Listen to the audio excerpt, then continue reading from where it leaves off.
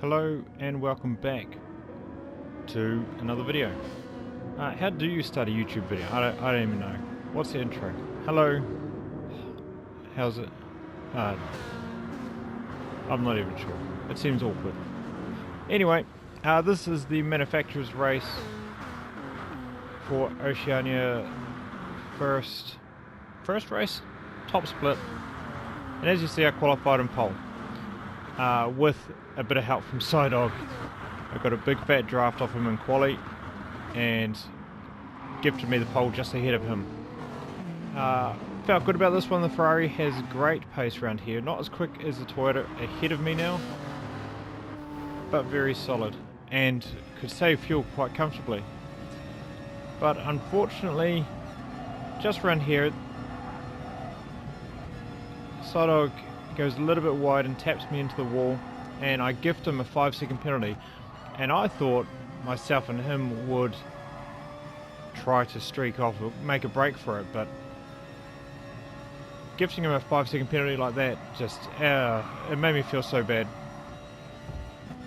And just up ahead, I'm still thinking, like, in the moment in the race I was just thinking, how could I be so dumb to do that? And I wasn't even thinking going into this corner, and I totally messed that up. That was horrible driving, and that gave me a 1.5-second penalty. So the start of this race was a mess. It was relatively clean and smooth until I run into that wall, and then this corner happens. So everybody's kind of catching up, everybody's fighting, and as you see, it's just all over the place. All over the place. I try to go back and kind of piece together what happened there, because I'm not even sure. I've seen this replay a couple of times and I still can't make out what happened. So we'll jump back.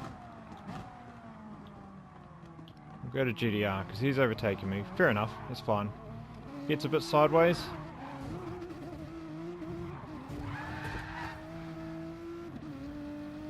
Gets a bit too close, doesn't it?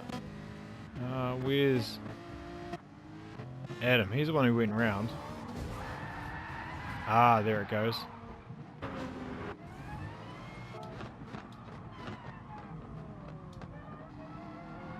So he avoids him. Somebody goes up the inside, and so does Bass, I think. He goes to avoid him. Pinches Bass. I believe that's Bass.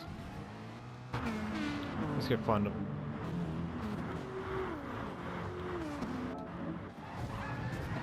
Yeah, it is too. Not that Bass was at fault, it's just his car was there. Good on the brakes, comes up the inside, nice and tight. Decent drive out of the corner, and he had nowhere to go. That was, yeah. Kind of don't know where that all started.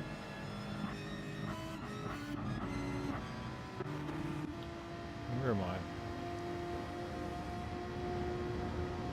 Lost me.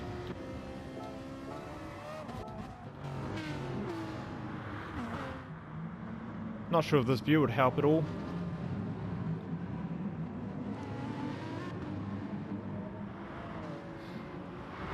Can't really blame anyone for that. It's just everybody trying to get out of the corner as fast as they can, getting a bit sideways. Dog with a 5-second penalty. Didn't actually cost him that much because I only had 1.5 seconds and I was still dropped back a couple of seconds. I'm not sure. I was quite impressed. I was quite surprised to see Sai still up there. But anyway, that left me with everything to do. Obviously in a gaggle of cars. Ferrari had decent top end. It's topping out about 274 by the end of the straight. But the FT1 was the car to be in. That thing just flew. Absolutely flew on the straights. You just have to be so careful going past another car around here. Because one wrong move and they can run into the wall, gifting you a penalty. Such tight and hard racing. Just look at that.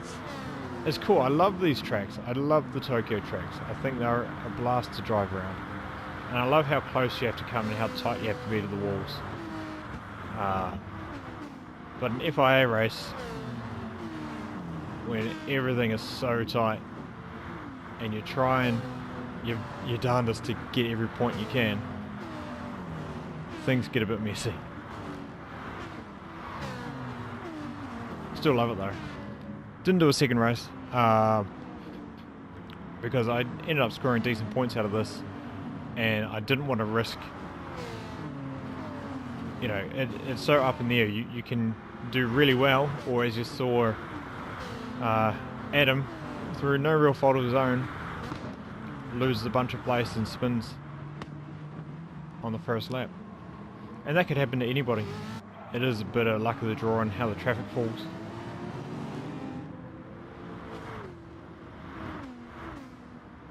Just nuts. Just nuts. But I was making a bit of ground. I think I'd gained 4 spots that lap. Nick right on my rear. Turns out the Mercedes tops out a little bit lower than the Ferrari. I might as well go check that, because I can.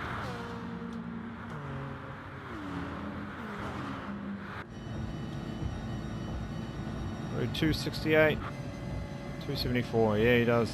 I think he backed off then as well, but I think he tops out a couple of K slower. But my goal here, I wasn't really saving fuel, I was just trying to catch a side dog up ahead, catch onto that pack of cars.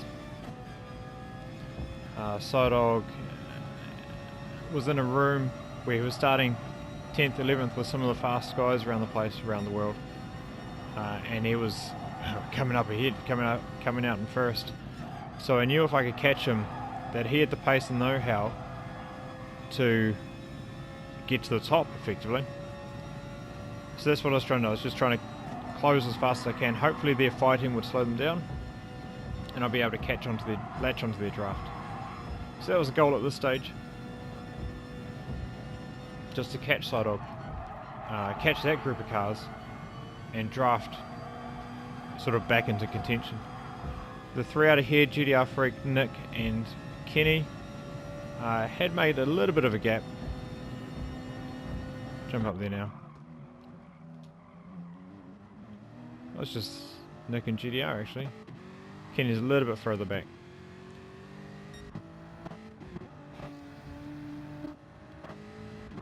Nick doing well on fuel. That Supra is quite nice on fuel actually. Wouldn't be too hard to save, especially sitting in GTR's draft. Holland burning his fuel, so is Monkey. Sardog saving. I wasn't saving, you see I've still got a decent amount of fuel. Yeah, the Ferrari was really good, and I was hoping for top 3, to be honest. Going into it, especially starting on pole, even if I lost a couple of positions, I should have still been up there. But you can't foresee that accident, and my just plain dumb moment, I guess. I don't know how else to describe it. It was just utterly dumb. So jumping ahead to lap 5, this is the lap we've put on. A couple of guys ahead pitted lap 4. Just a bit early. I think that was Holland and Monkey. Nick eventually got past me going into that first corner, and so stayed ahead through the squiggly bits. Looking here, Nick definitely saved a lot better fuel, a lot more fuel than I had. The Ferrari was so good out of that previous corner. It was so good through there. Really enjoyed the car around this track. Really brilliant to drive. Sodog, a little bit less on fuel. Kenny about the same. No, a bit better. And GTR, a bit worse. But yeah, I came in and I saw everybody 24, 28, 29. Where was I sitting? 22. Nick on 35. I think I saw Nick on 35. And I decided not to change the tyres. Because that would gift me 4 or 5 seconds. And I thought I had to keep pace with everybody else. Because I was afraid if I had to change tyres as well as fill up, because I hadn't saved, I would fall too far back. But that proved to be an error, and actually looking back at the replay now and watching the fuel burn and where everybody else was sitting, I should have just gone with brand new tyres, and it would have come out probably behind Sidog, which actually wouldn't have been too bad. So it would have come out around here, maybe a bit behind him, maybe Monkey. But yeah, but I thought at the time that was the best decision. I hadn't tried the no tyre change, so I wasn't sure how the tyres would go. And I know the Ferrari's rear tyres are not great on longer stints. But I really thought I had nothing to lose, so I thought I'd just go for it. Especially after the start of the race. Conzio decided on the no stopper, I believe. I'm going to jump to him. Yeah, so he was saving fuel running 203s. It was not the strategy to be on. It just cost you too much time. But as you probably see, Nick goes past me here. I managed to jump back into his draft. And pull a bit more speed out of it. Really close. I thought I might have tapped him then. Conzio moves over, so I think I latch onto his draft a bit, along with the higher top speed of the Ferrari compared to the Mercedes, and then I go and dive up the inside. Slow it right down, slow it right down. But the old tyres and then a wee tap from Conzio put me into the wall. I don't believe he got a penalty from that. I hope he didn't. But that was some really tight driving to get through there and to really hold on to the position ahead of Nick. Because at this stage, I didn't. It was all about holding him up, trying to maintain my position.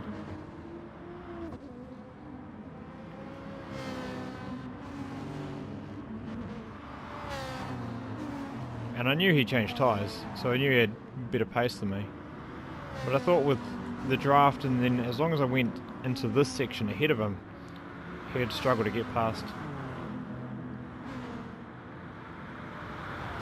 Nice theory though. Full of theories, whether they really work out though. You see Sidog, who came out of the pits a little bit further back, he topped up a bit more because he knew he was going to run the car a lot harder and not be able to sit and draft and save. So he came out a couple of seconds back. He's caught up to us now. Probably thanks to me and Nick and myself's battle. Nick and I's. Nick and me. Nick and me. Whatever. Probably due to us battling and being silly. Sidog caught up. You see, second, third, first, so close, just up ahead, just up the road. Sidog and FT1 with better tyres, nearly goes around the inside of me. The Ferrari has great pull from the slow corners. You really just, most of the time, as long as you're not got too much steering lock on the car, you'll be able to plant the throttle and just go. So yeah, it's such a shame to see Ferrari down in the manufacturers' rankings. I think we're currently sitting 20th after this round.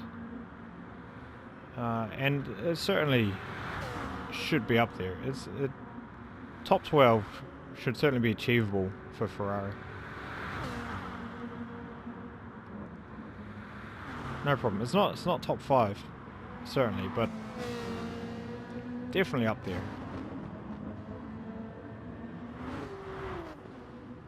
Ah, that's right. I forgot about that. I'm surprised I came out ahead of Nick then. I was like, I can't remember this bit, but then I leaned on the tyres coming out of that corner too much. They're getting a bit past it now. You see the difference.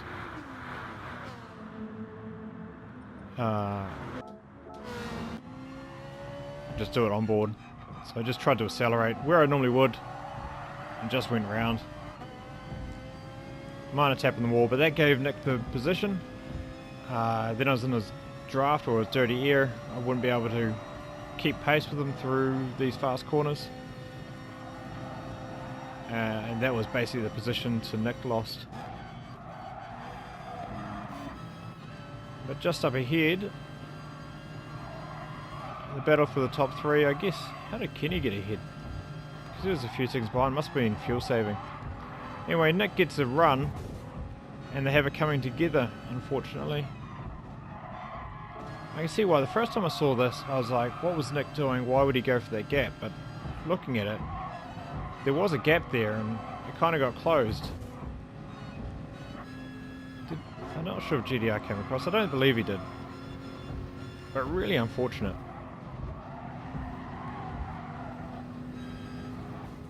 Yeah. So GDR wasn't steering to the right.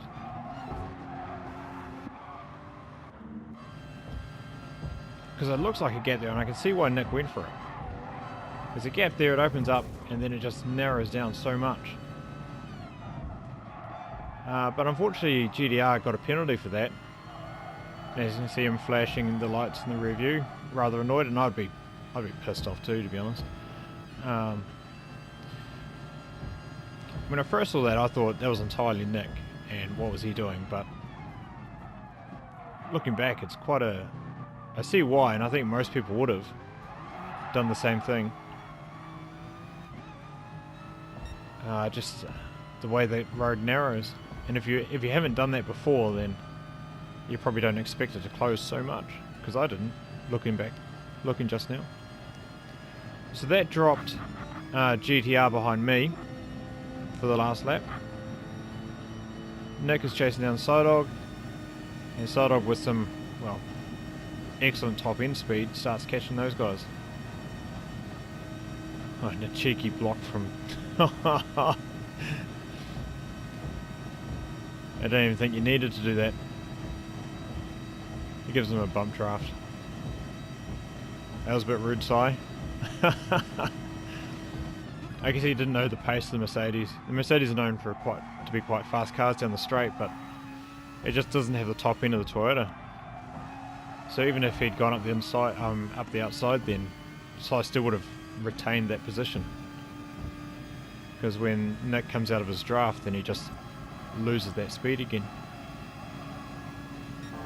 We're just on board with Sidog because nothing happens with me. I've lost a couple of seconds to the guys ahead. GDR's not far behind and catch me. I knew he was on better tyres, so I thought he might get close, so I really had to push on the old tyres, and you see them getting quite worn. That rear left is not happy. But the Sidog is an absolute, well, the FT1's an absolute monster through these corners, and Si knows how to drive it well. Just flying. Look how speed he caught Kenny through there. And goes around the outside of him.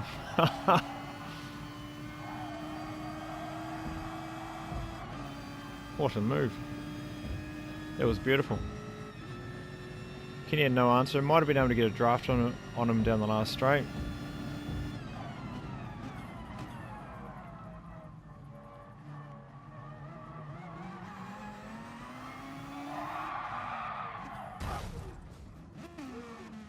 But he does that anyway.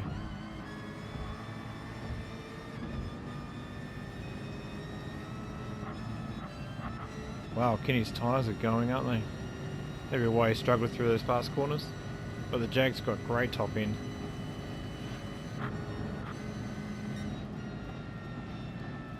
Good finish. Well done, Nick, for taking the win in this race. The Supra, certainly a good car. I thought the FT1, provided the incidents and penalties didn't happen, the FT1 would have had that quite comfortably, but the Supra, quite handy around here. It's got great top end and great drive out of the slow corners. Sodog's error was just, I talked to him afterwards, he was about 8 tenths behind Nick at this point, and the FT1's poor out of the slow corners, so he knew to have a chance to draft him, he would have to really nail that last corner, and he tried, he pushed his luck.